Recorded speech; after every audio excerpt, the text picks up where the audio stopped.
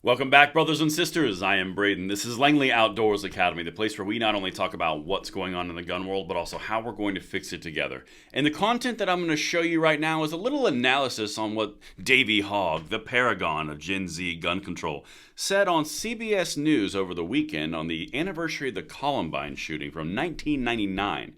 Yeah, Davey's not on his A game because he made some pretty dumb things, which of course, we're going to highlight, commentary, and analyze. Everything will be linked in the description box below. I can't wait to hear what you guys think. And of course, make sure you hit that like button, subscribe to the channel, and turn the notification bell on.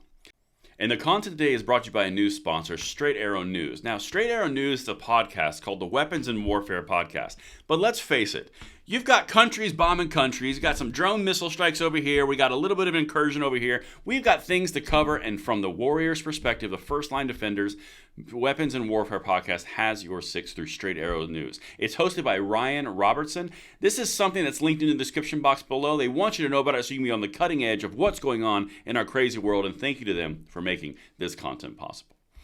All right, beautiful people, we have got to dive into one of my favorite opponents when you're talking gun rights versus gun control because, well, he's Davey. Now, the thing about Davey, and this is where it gets really interesting before we go into the clips, got two for you, because there's a lot of lies that he just threw out here. He's played the role of disgruntled teenager through his teenage years, and now that he's getting into his mid to his late 20s, it's kind of uncomfortable. Like, you're not quite a disgruntled, angry teenager full of angst and punk rock energy. So now you're kind of a mid-20s, almost 30, where's your career kind of going thing, but you're still trying to play the angry teenager. Yeah, it's kind of weird. But anyway, let's keep going, because I think his time is getting pretty close to eclipsing the horizon on the political sphere. But let's dive into this because I want to show you some things that he said here, and then we're going to correct it, honestly. Check this out. First one, I got three. Do you think an opportunity was missed by our country to try to change policies that could have prevented the tragedy you experienced? Absolutely. I think that there's so many times that if we had an effective government, if we had effective politicians, if we had effective leaders, that Columbine would have been the last school shooting in American history, and it could have been. But unfortunately, because of the corruption of the NRA and our special interests, our political system has been co-opted, and the consequence is deadly. All right, so he said this on CBS News this Saturday. So the NRA's corruption and the special interest in Washington, because they did not act after Columbine in the way that he's talking about, it would have stopped every single school shooting going forward. Every single one would never have happened again. Really? So, how?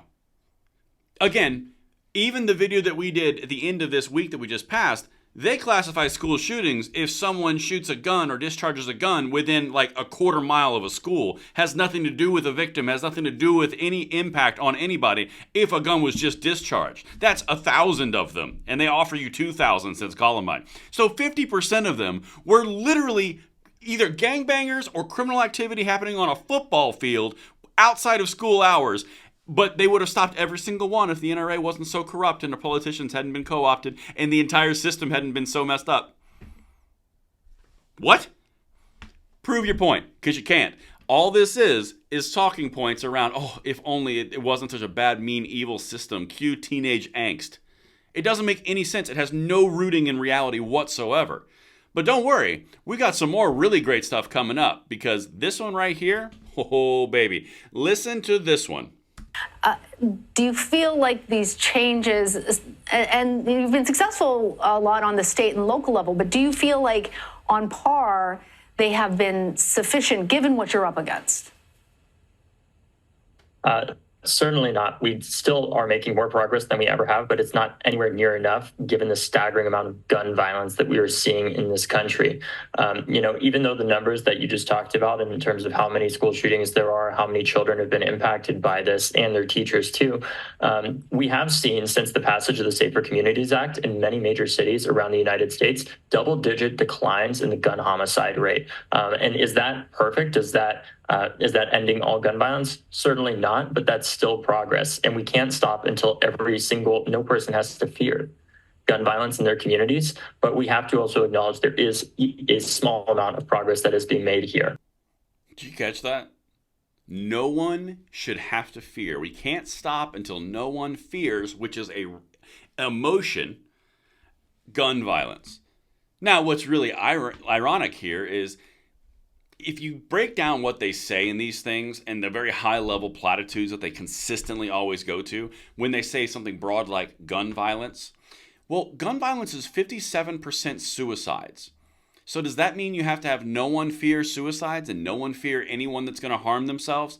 Because by their own statistics, their own definitions, it doesn't make sense. It makes zero sense. Why would you go 43% as the homicides and 57% as the suicides, and you're going to go after and say, well, if only we had not had a corrupted system?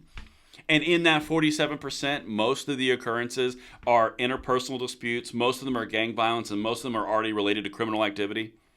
Didn't mention any of that. And also, just since we're hovering around the subject, the gun control that they wanted, that they told us was the only solution for the solve of gun violence, was an AR ban, was ultimate universal background checks, national registries. They got none of that. The Safer Communities Act, of which he just tried to say, like, well, we've seen double-digit declines, did nothing of what they promised would be the solution. What that piece of legislation did was provide a lot of money to incentivize red flag laws through attempted bribery, in my opinion. It had a lot of ATF rule adjustment changes, like changing the definition of a dealer and changing a lot of other things that have not been implemented yet. And they even said when it passed, Davey Hogg himself said it's a worthless piece of legislation, just a baby step to set us up for something in the future. Same thing with Chris Murphy. And yet in an election year, they're out here banging their chest and war drums saying like, well, we got this piece of federal legislation and numbers dropped 2 double-digit number declines. None of it was what you promised. We're going to keep on going because the angst is real. Let's get one more for you for a Davey on a Sunday morning. Talk to us about when you look at the legacy of Columbine, what has changed? Well, I mean, like, we've been able to pass gun laws around the country in state legislatures, especially where we've seen the most action, even in places like Florida that were entirely controlled at the time following the shooting at my high school by a Republican state legislature. We were able to raise the age to buy guns to 21, and we were able to change gun laws there and pass a red flag law. And just recently, after Uvalde, we saw the first passage of a gun law in 30 years that closed the boyfriend loophole that enabled the Columbine shooters to be armed in the first place. That should have happened decades ago, and I'm glad that it's now happened, but we still have so much more work that we have to do. The boyfriend loophole was closed by the Safer Communities Act. Again, what? It would have prevented the Columbine shooting? What are you on?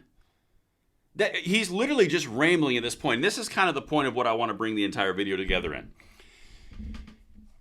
Imagine how worthless his opinion would be and his impact would be if he didn't have the media spoon-feeding him these things on national network television, where he is doing an abysmal job delivering his points, of which they are all manipulation.